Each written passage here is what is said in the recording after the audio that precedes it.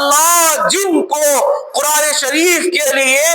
چن لیتا ہے اللہ ان سے وہ کام لے کر دکھاتا ہے۔ ہمارے شہر بنگلور کا مشہور مدرسہ عربیہ مشکات القرآن جو تارا منڈل مارکیٹ میں ہے، وہاں شعبان المعظم میں جب امتحان ہوا، امتحان کے وقت بچے سے کہا گیا کہ آپ کو 1 رکعت میں قرآن شریف مکمل کرنا ہے،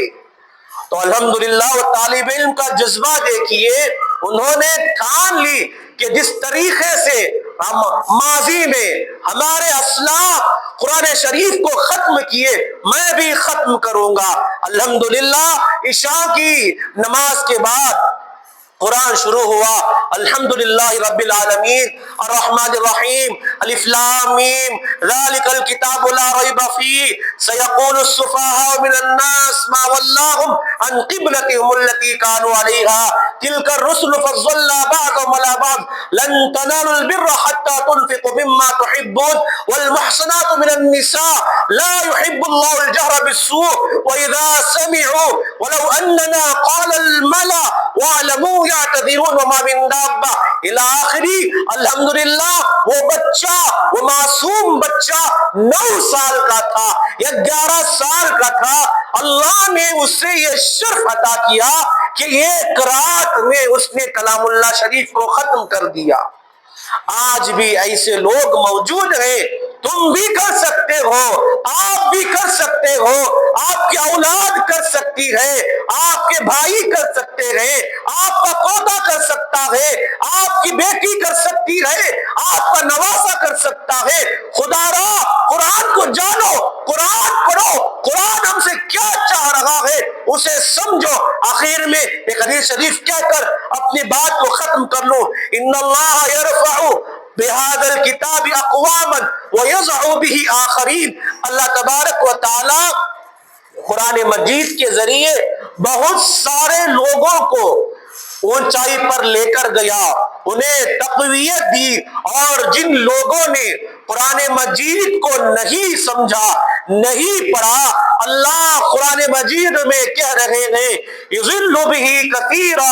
ویہدی بہ کثیرا۔ اس قرآن کے ذریعے ہم نے بہت سارے لوگوں کو ہدایت دی اور بہت سارے لوگوں کو گمراہ کیا۔ اللہ اس سے ہماری حفاظت فرمائے، اس قرآن کے ذریعے اللہ ہمارے لیے ہدایت پیدا فرمائے، اللہ ہم کو قرآن مجید سمجھ کر پڑھنے والا بنائے، جس طریقے سے حضرات صحابہ کا معمول تھا قرآن مجید پڑھنا، اکابرین کا معمول تھا۔ ابھی جو آپ کے سامنے تذکرہ آیا، 102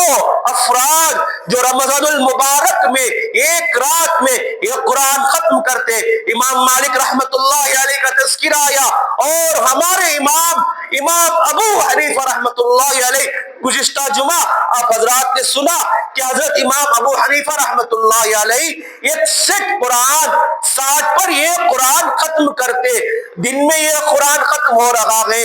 تراویح میں قرآن ختم ہو رہا ہے، پھر شام میں قرآن ختم ہو رہا ہے۔ اور شیخ الحدیث حضرت زکریا رحمت اللہ علیہ، اللہ حضرت کی خبر کو نور سے منور فرمائے، لکھتے ہیں تحدیث بالنعمہ کے طور پر مجھ سے تو کچھ نہیں ہوتا، اپنے گھر کی خواتین کو دیکھتا ہوں کہ گھریلو کام و کاج کے ساتھ کپڑا بھی دھو رہی ہے، برتن بھی دھل رہی ہے، دیگر کام کر رہی ہے، اس کے ساتھ ساتھ تقریباً 12 یا 20 پاروں کا معمول تھا، یہ عورتوں کا معمول تھا۔ اگر عورتوں کا یہ معمول رہا، آپ اندازہ کیجئے ہمارے اکابر جو گزرے ہیں ان کا کیا معمول تھا۔ جب انہوں نے ان کے اندر تقویٰ تھا تو اللہ ان کے لیے راستہ فراہم کر دیا۔ آپ بھی کر سکتے ہیں، آپ قرآن سے اپنا رشتہ جوڑیے، آپ قرآن کے احکامات کو مان کر چلنا سیکھ جائیے، قرآن پڑھنا سیکھیے، آپ کی زندگی میں خیر و برکات آئیں گے، آپ کی زندگی میں جو خالی پن ہے اللہ اس خالی پن کو دور کریں گے، قرآن کی برکت سے اللہ آپ کی کمائی میں برکت دے گا، آپ کے بھائی بہنوں میں الفتیں محبتیں پیدا کرے گا۔ بے شک قرآن بہت بڑی عظیم دولت ہے، اللہ نے ہمیں دیا ہے، اس کی قدر کرنا چاہیے۔ حافظ قرآن سے کہا جائے گا اے بندے، جس طریقے سے تو دنیا میں ٹہر ٹہر کر قرآن شریف پڑھتا تھا، ایسے ہی تو جنت میں ٹہر ٹہر کر پڑھتا جا، اور جس جگہ